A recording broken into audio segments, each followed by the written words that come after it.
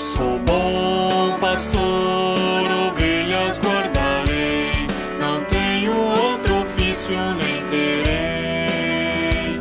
Quantas vidas eu tiver eu lhes darei, maus pastores um dia de sol. Boa noite, tudo bem com vocês? Hoje nós estamos aqui em nome do Pai, do Filho e do Espírito Santo. Amém. Vinde, Espírito Santo, enchei os corações dos vossos fiéis e acendei neles o fogo do vosso amor. Enviai o vosso Espírito e tudo será criado e renovareis a face da terra. Oremos.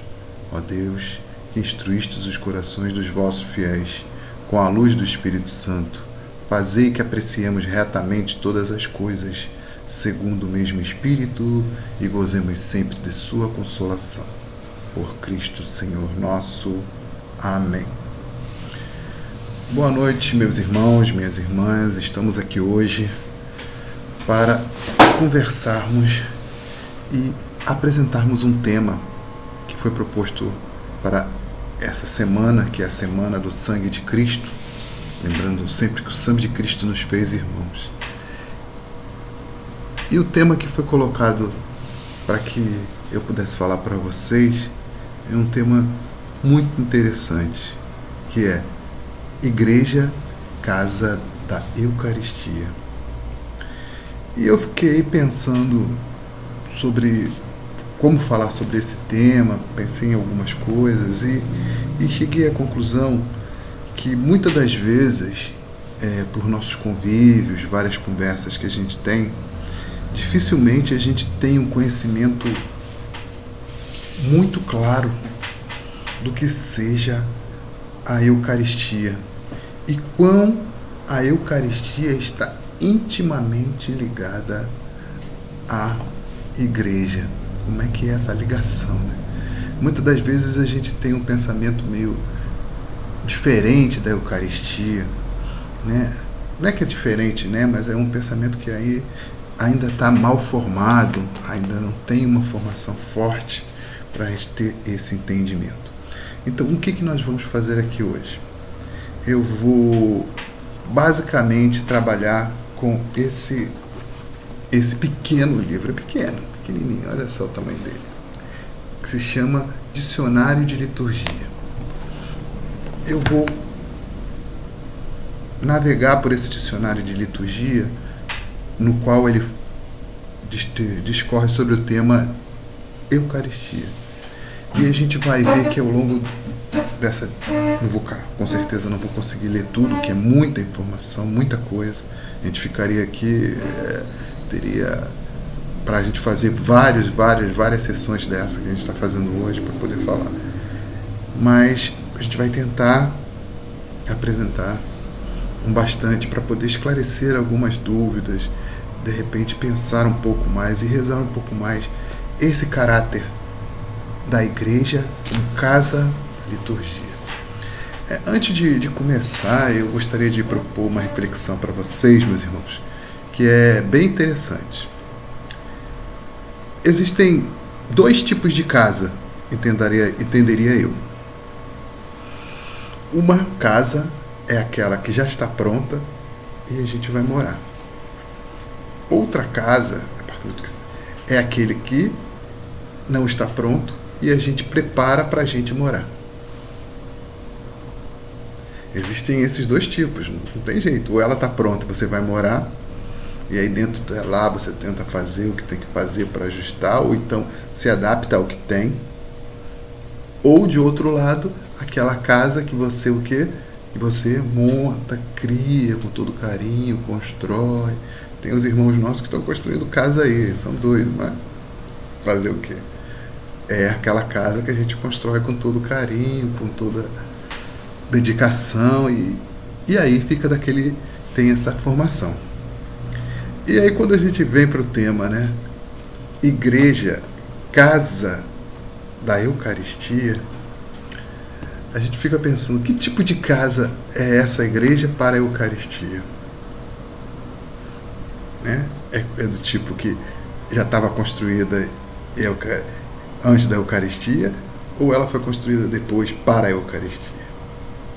E é uma pergunta bem legal, porque nos remonta à origem, né? Qual é a origem da Eucaristia? Onde ela está, essa origem? E essa origem, ela está aonde? Ela está o marco inicial, né? Vamos dizer assim, melhor dizendo que origem, né? O marco inicial da Eucaristia é a Santa Ceia do Senhor. Santa Ceia é essa que foi feita antes da paixão de Cristo, sua paixão e crucifixão. Não é isso? Então, antes da paixão surge o marco da Eucaristia. Então, podemos dizer que a Eucaristia nasce antes do nascimento da Igreja. Porque, segundo alguns teólogos, a Igreja nasce do sangue que jorra, do sangue e água que jorra do Cristo na cruz. Outra vertente diz que a Igreja nasce do momento do Pentecostes. Seja um ou seja outro, o marco da Eucaristia é um marco anterior a esses dois. Se é um marco anterior a esses dois, a gente pode chegar à conclusão do que a casa da Eucaristia foi feita para a Eucaristia. E a gente vai ver aqui no nosso relato, a gente vai ver que como se mistura essa questão, né? Da Igreja, a Eucaristia, fica misturado. É misturado mesmo, não tem jeito. Então, a gente vai continuar aqui falando com relação a isso. E para descobrir que se realmente tem uma discussão que também é feita aí, né? Eu não entendo muito bem, mas esse negócio de missa isso não tem, nunca teve, não sei o que, não sei das quantas. Mas o primeiro relato que foi feito da ceia do Senhor como uma prática, ele é relatado aqui na carta de São Paulo aos Coríntios, 1 Coríntios. Né? 1 Coríntios, então, São Paulo vai narrar esse procedimento que Jesus fez e, ao mesmo tempo, convida ao povo de Coríntios a entender e reproduzir, refazer esse procedimento. Tá legal? Então, aí São Paulo diz assim pra gente. Eu vou ler aos poucos e a gente vai pensar um pouquinho nisso. Primeiro está assim: com efeito, eu mesmo recebi do Senhor. Ora, São Paulo recebe essa informação que veio do Senhor. Mas não de uma forma de revelação direta, mas pela tradição. São Paulo já está falando aí da tradição. Aliás, a Dei Verbum, lá no início dela, vai apresentar para a gente uma coisa muito interessante. Ela vai dizer que a tradição ela anda junto com a Sagrada Escritura. Ela tem a mesma dignidade. Uma reforça a outra. Nesse momento aqui, São Paulo, quando diz que eu mesmo recebi do Senhor, os estudiosos dizem que não foi uma revelação, mas sim ele recebe da tradição. E ele já entende a tradição como sendo o próprio Cristo também. Então, vamos lá. O que vos transmitir. Na noite que foi entregue, o Senhor Jesus tomou o pão, depois de dar graças, partiu e disse: isto é o meu corpo, que é para vós. Fazei isto em memória de mim. Do mesmo modo, após a ceia, tomou o cálice, dizendo: este cálice é a nova aliança, em meu nome. Todas as vezes que dele beberdes, fazei-o em memória de mim. E aí continua: todas as vezes, pois, que comerdes desse pão e beberdes deste cálice, anunciais a morte do Senhor até que ele venha. Eis porque todo aquele que comer do pão ou beber do cálice do Senhor indignamente será réu do corpo e do sangue do Senhor. São Paulo falando para a comunidade de Coríntios. Você sabia que tinha alguns problemas, né, relativos à ceia. Ao final, os ricos não deixavam os pobres comer, os escravos não comiam. Não, quem não trouxe, cada um comia a sua e não fazia uma partilha. Tinha toda essa confusão aí, que era a comunidade de Coríntios, né? Hoje em dia a gente não tem mais isso, mas naquele tempo, lá na comunidade de Coríntios, ela tinha esse tipo de problema. E São Paulo vem destacar que essa ceia, ela não pode ser indigna, ela tem que ser digna, né? Então, esse relato é o primeiro, é o mais antigo, primeiro, é o mais antigo que relata a ceia do Senhor, que foi feito por São Paulo aos Coríntios. Tem os outros relatos que estão nos evangelhos, em todos os nossos evangelhos, né, os evangelhos sinóticos, todos eles têm isso, né? Isso também existe esse relato, mas o mais antigo é exatamente o primeiro, mais antigo. O primeiro relato é esse aqui, é que Paulo revela isso para a gente, para saber que isso já estava na tradição. Quer dizer, a Santa Ceia já era uma tradição quando Paulo vem pregando já, e continua até hoje. Então agora a gente vai navegar um pouquinho aqui, usando o dicionário da liturgia, e aí a gente vai lendo alguns pontos, alguns aspectos, só que eu destaquei, gente, não estiquei muito o assunto, porque senão a gente não tinha fim, com certeza não teria fim. Então, eu vou falar, o primeiro tema que eu vou falar aqui percebam bem, quando eu estiver falando, e aí algumas vezes eu vou lembrar, outras eu provavelmente não vou, da junção entre Eucaristia e igreja. Você vai ver que a coisa é tão junta que a gente não consegue muito separar. A centralidade do tema Eucaristia. A celebração da missa como ação de Cristo e do povo de Deus hierarquicamente ordenado, constitui o centro de toda a vida cristã, para a Igreja Universal, para a Igreja local e para cada um dos fiéis. A celebração, que ele colocou aqui missa, mas a Eucaristia, ela é o centro, está aqui, de toda a vida cristã.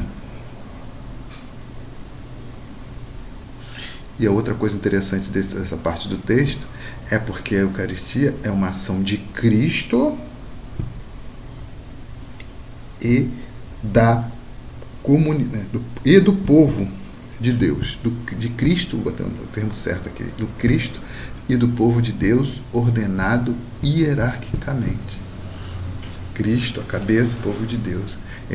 Aí sim existe essa celebração.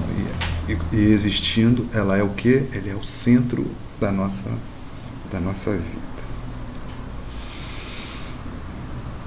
Quando na celebração da missa se capta a presença dinâmica e irradiante do mistério de Cristo, ou no singular, isto é, na globalidade do ato da redenção, ou no plural, como presença dos mistérios de Cristo, ou seja, dos aspectos ou momentos do único evento salvífico. Com efeito, a repetição das celebrações nada mais faz senão pôr em contato ou canalizar o tempo das riquezas de Cristo, motivo pelo qual constatamos ser verdade, e aí temos o centro, o ápice e a fonte de onde decorrem todas as outras graças na igreja. Centro, tá aqui, ó.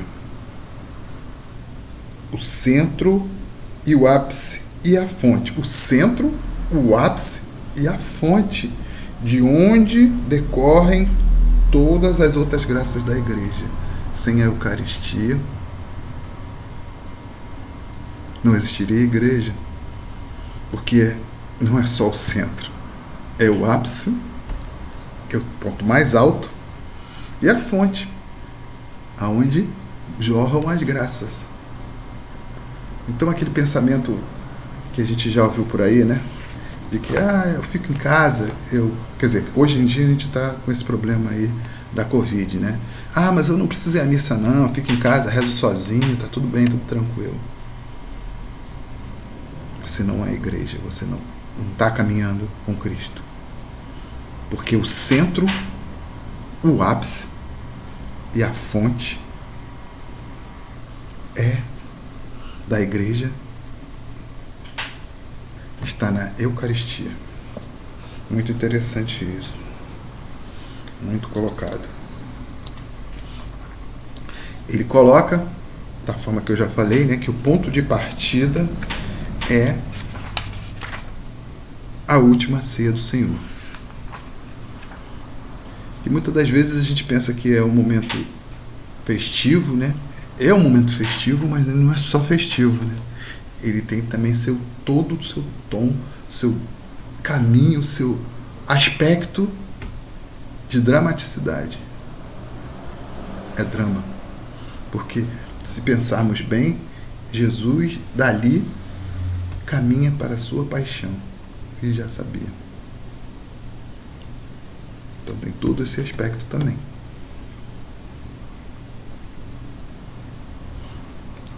Parece pacífico que o mandamento de Jesus pedindo que façamos o que ele fez só foi executado, isso é um pouquinho de história para a gente, pelos apóstolos depois da Páscoa e da ascensão, até mesmo somente depois do envio do Espírito Santo no Pentecostes. Nesse período, porém, os apóstolos tinham tido outros encontros convivais com Jesus, e já se tornara agora Senhor ressuscitado. Isto observam os historiadores. Acabou deixando vestígios na Eucaristia primitiva, que posteriormente influenciou toda a evolução litúrgica que se seguiu. Entenderam esse texto que eu coloquei? Provavelmente o começo dessa celebração acontece depois de Pentecostes. Mas acontece depois de Pentecostes, mas o que aconteceu entre a Páscoa e Pentecostes? Eles conviveram com Jesus durante 50 dias, né? Não é isso? E nesse tempo eles tiveram o quê? Uma experiência que fortaleceu mais ainda aquela experiência trazida lá da Santa Ceia. É importante a gente entender essa dinâmica. E aí, a partir daí, a gente tem aquele é a carta de São Paulo aos Coríntios, relatando o que ele aprendeu, o que foi revelado para ele.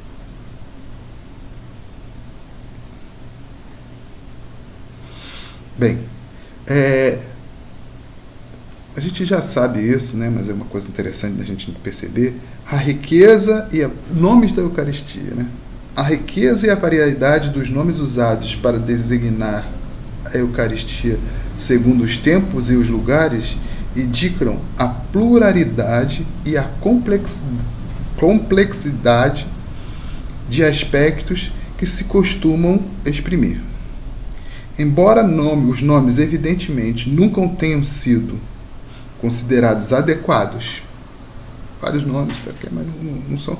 Às vezes eles se referem a conteúdos profundos do mistério celebrado.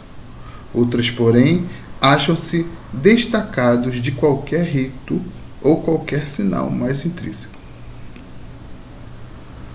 Bem, aí ele começa. O nome mais antigo que foi usado por Paulo no Novo Testamento é o quê? Ceia do Senhor. Esse é o nome mais antigo. Ou fração do pão.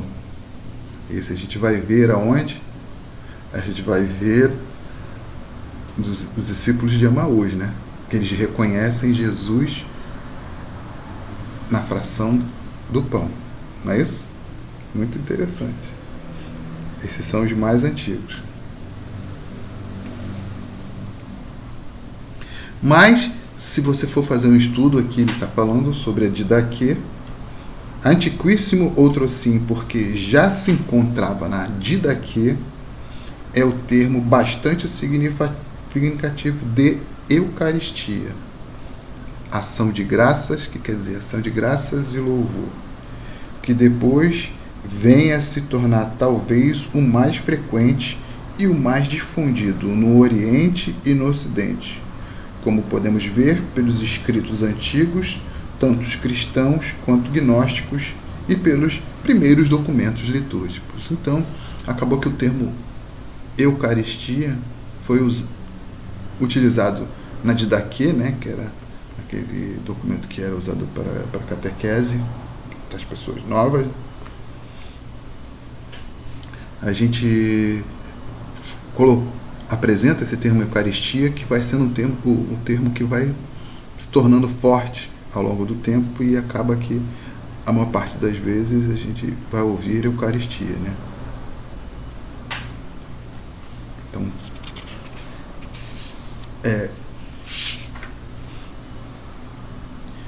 Então, tudo isso aí é todo um histórico, tem muito mais coisas para falar, como formar as orações, tudo isso. Mas o que eu queria falar um pouco era isso, e agora eu vou falar um pouquinho para vocês, mais um tempinho, para que a gente não fique muito extenso, e aí, quando fica muito extenso, o pessoal dá o clique aí.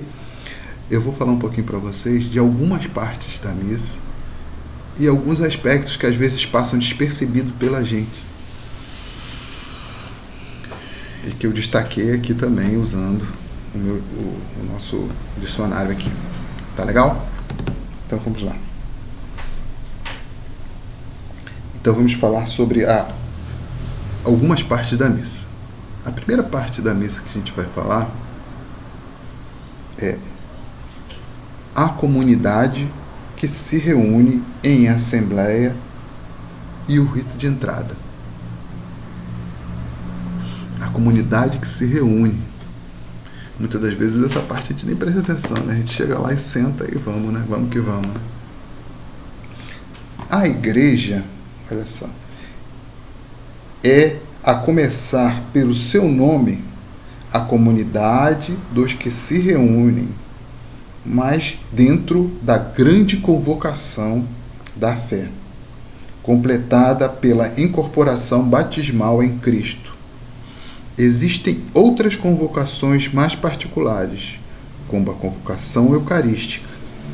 Assim, a igreja não se apresenta apenas como estrutura pronta e feita de uma vez, por todas, para sempre, mas é também evento que se realiza vez por vez. Sacaram isso? A igreja não é uma estrutura pronta. Foi feita, acabou, essa aqui é a igreja, não. Mas é um evento que se realiza vez por vez. Cada vez nós nos tornamos igreja.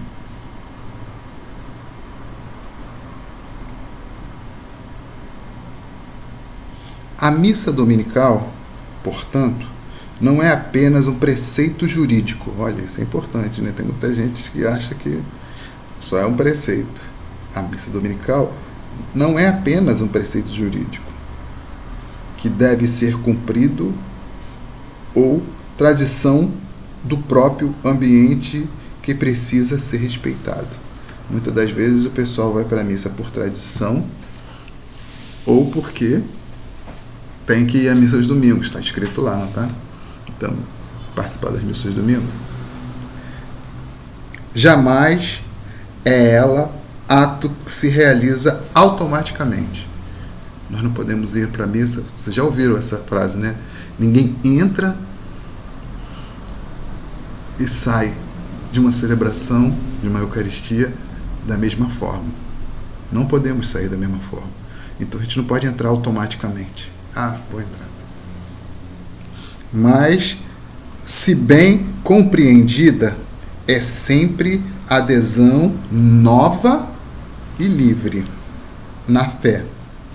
A convocação expressa eventualmente até mesmo em um simples sinal ou toque de sino, que é ao mesmo tempo eclesial e eucarística. A convocação que fazemos, a convocação que é feita, na verdade, ela deve fazer o quê?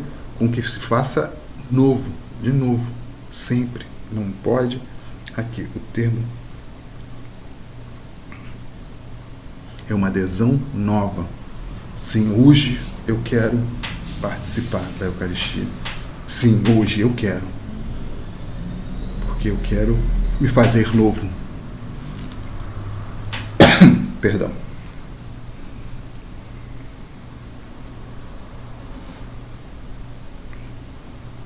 Digamos mais, acima da obrigação jurídica e da rotina, o cristão esclarecido sabe que a Eucaristia é festa na Páscoa semanal e quer fazer festa, festejar junto com os irmãos. Ele sabe que é festa, então ninguém abre a mão de festa, né? O encontro com o Senhor ressuscitado, enfim, o cristão só pode gozar não isolando-se ou pondo o irmão entre parênteses, porque muito mais fazendo antes de mais nada igreja, comunidade com ele. Às vezes a gente...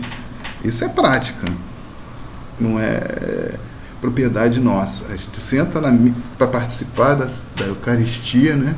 Senta do lado de um irmão, senta do lado do irmão, levanta e nada.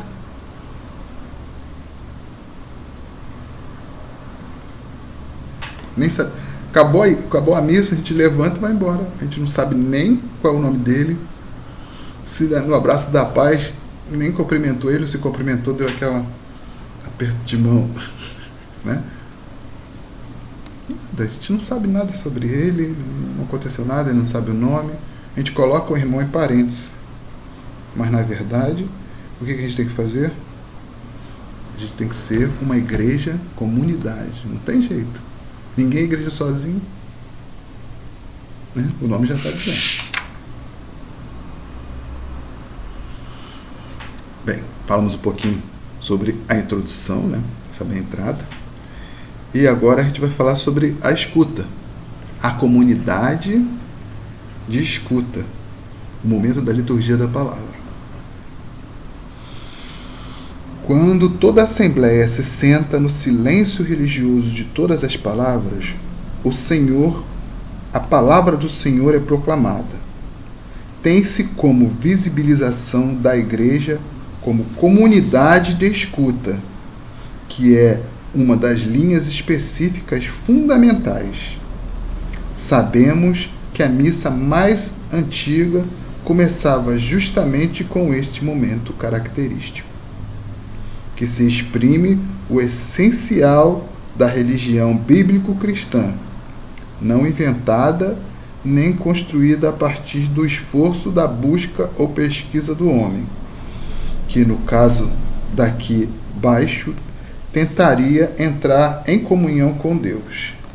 Mas muito pelo contrário, Deus tomou a iniciativa e começou o diálogo em suma. Deus nos amou primeiro e sempre se antecipa a nós. Quem começa o diálogo é Deus com a gente. E é interessante que a liturgia da palavra é o momento desse início do diálogo com Deus. Aquelas leituras, aquela proclamação, o que ela vai trazer para mim, o que Deus quer falar comigo nesse momento. Dando continuidade, nós temos o ofertório, né? E eu destaquei um ponto aqui. Como ofertório, entramos na parte estritamente sacramental. Quer dizer, a gente sai. Até esse momento a gente estava na parte da palavra, no ambão. E agora a gente vai para o sacramental. A missa muda completamente de cenário, ainda que antes tenhamos enfatizado a profunda continuidade. O sacerdote com os ministros e todo o centro de interesse já se deslocam da sede da liturgia da palavra, que é o ambão, para a mesa do altar. Deslocamento de um para o outro polo da celebração, que deveria ser real, posto em evidência. Tem que entender que quando começa o ofertório, a gente mudou o foco, apesar da continuidade, como ele estava falando, né? A tradição cristã, desde a Didaquê, ela é de novo, preferiu ver nisto o mistério da unidade. Nisto ele está falando do pão e do vinho, né? Está falando do pão e do vinho, desculpe, não introduzi. Então, a Didaquê, ele preferiu ver nisto o mistério da unidade. O pão formado de muitos grãos do trigo e vinho oriundo de muitas uvas pisadas. A sensibilidade moderna, por sua vez, é levada a sublinhar um outro aspecto que pode ser integrado na síntese da Eucaristia.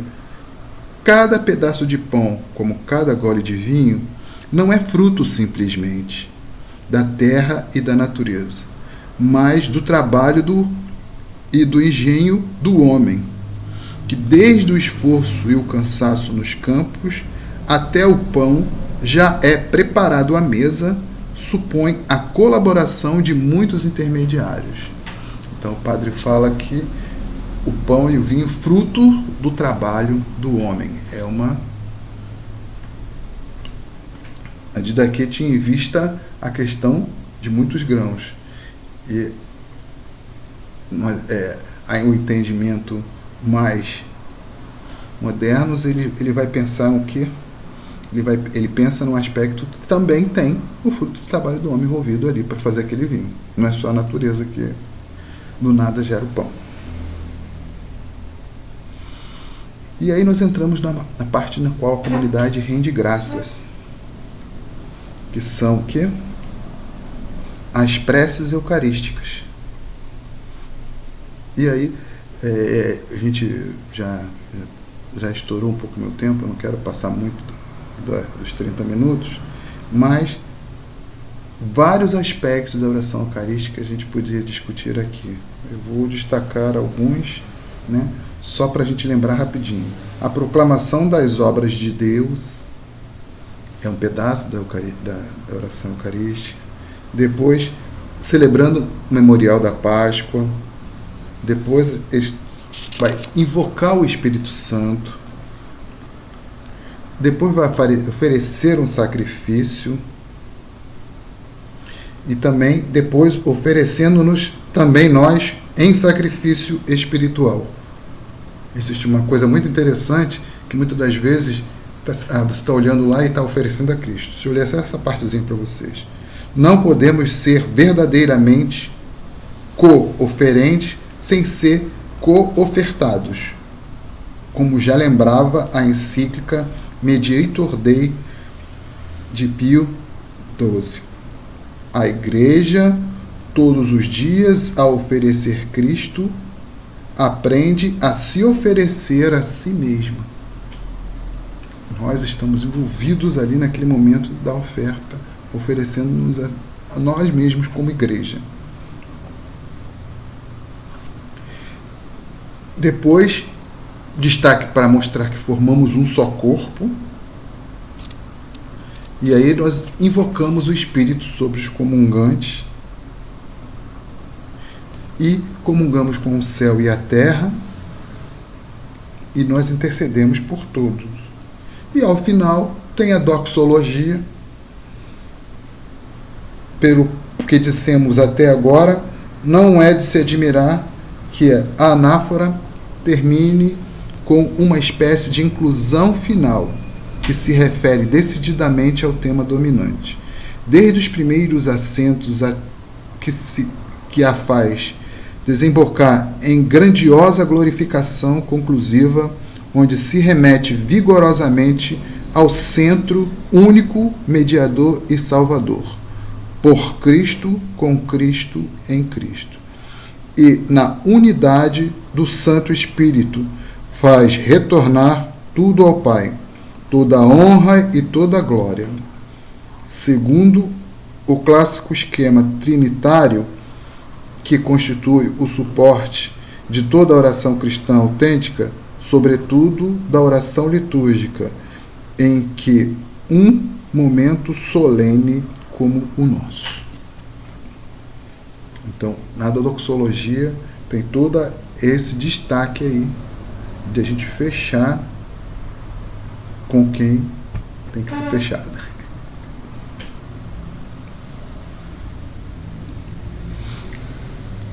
E aí, depois acaba a comunidade em comunhão, a partilha e a despedida. Antigamente, as missas acabavam dizendo um texto em latim, que era: a missão continua. Mas, a partir de um certo tempo, a gente não utilizou mais esse termo, né?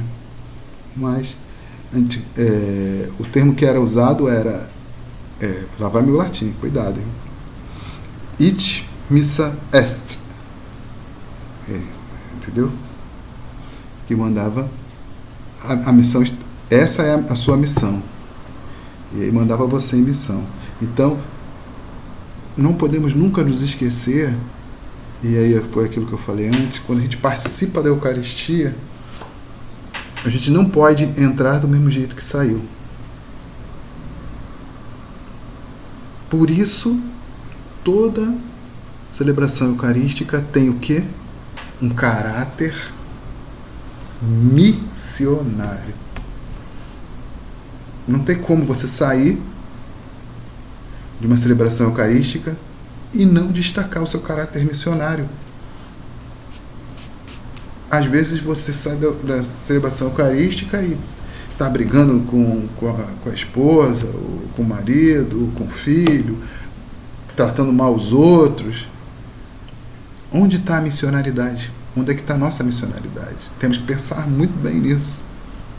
Caráter missionário. Bem, basicamente, o que eu queria apresentar para vocês era isso. Espero que vocês tenham aproveitado. Se a gente puder, a gente pode conversar muito mais sobre isso, né? A paróquia lá, a gente está sempre disponível para sentar e discutir alguns aspectos, alguma coisa que vocês tenham dúvidas sobre a Eucaristia. Mas tenho essa certeza, né? Eucaristia e igreja, se confundem. Ela é, lá do início que a gente falou, né? O centro, a Eucaristia é o centro, o ápice, e a fonte de toda a nossa comunidade, de toda a igreja. Que a gente possa lembrar isso para sempre. Que o Senhor abençoe a cada um de vocês nesse momento, né? Que estamos celebrando ainda a Semana do Sangue de Cristo, estendida, mas estamos celebrando. E que o Senhor possa estar caminhando com vocês sempre e conosco também. E cada vez que vocês forem participar de uma Sagrada Eucaristia, vocês lembrem desse aspecto. E, por último, antes, para a gente encerrar, nós vamos rezar agora um Pai Nosso. Eu gostaria que vocês prestassem atenção o Pai Nosso é cheio de pedidos, cheio de orações e vários pedidos tem no Pai Nosso, né? Eu queria hoje destacar um que a gente pudesse pensar que tem muito a ver com a Eucaristia, né? Na hora do Pai Nosso a gente pede assim: o pão nosso de cada dia. Ora, o pão nosso de cada dia. Por que a gente não pede o pão da semana, o pão do mês? Por que a gente quer o pão nosso de cada dia? Exatamente por isso. Porque a cada dia nós queremos ser dependentes do Senhor. Nós queremos depender do Senhor diariamente. Não queremos a nossa independência do Senhor. Nós queremos ser dependentes dele. Por isso nós pedimos o pão nosso de cada dia. Me dá o de hoje, depois amanhã eu venho buscar o pão nosso de cada dia de amanhã, do dia de amanhã. Pai nosso, que estais no céu, santificado seja o vosso nome, venha a nós o vosso reino, seja feita a vossa vontade, assim na terra como no céu. O pão nosso de cada dia nos dai hoje, perdoai as nossas ofensas, assim como nós perdoamos a quem nos tem ofendido, e não nos deixeis cair em tentação, mas livrai-nos do mal. Abençoe-vos o Deus Todo-Poderoso, que é Pai, Filho e Espírito Santo. Amém. Fiquem bem, se cuidem. Descansar. Sou bom pastor, ovelhas guardarei, não tenho outro ofício nem terei. Quantas vidas eu tiver, eu lhes darei.